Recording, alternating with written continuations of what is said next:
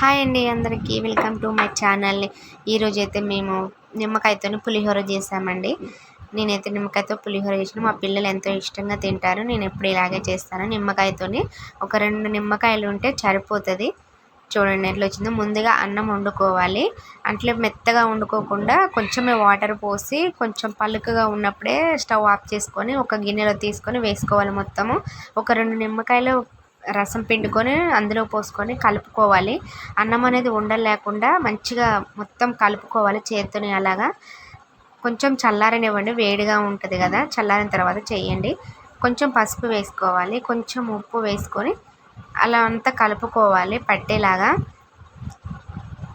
చూడండి మొత్తం ఉండలు లేకుండా, ఉండలేమన్నా ఉంటే అలా కలుపుకోవాలి.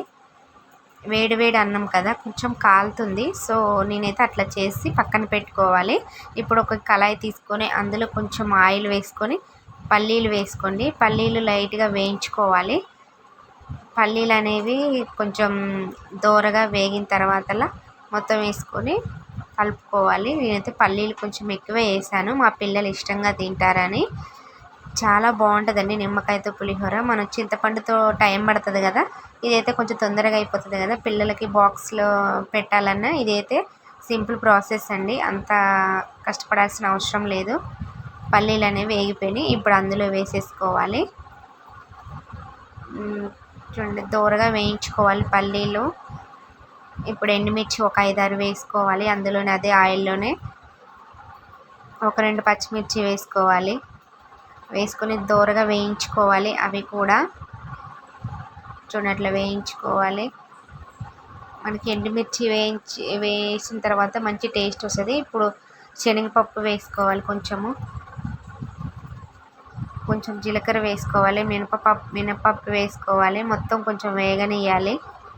కొంచెం కరివేపాకు వేసుకొని, కరివేపాకు కొంచెం ఎక్కువ వేసుకుంటే మంచి టేస్ట్ వస్తుంది. స్మెల్ అయితే మంచిగా వస్తుంది. మా పిల్లలు అయితే చాలా బాగా తింటారు. నేనైతే బాక్స్ వాళ్ళకి స్కూల్ స్టార్ట్ అయింది కదా, అందుకని చెప్పేసి పులిహోర అయితే చేశాను. సింపుల్ ప్రాసెస్ కదా అని చెప్పేసి చేశాను.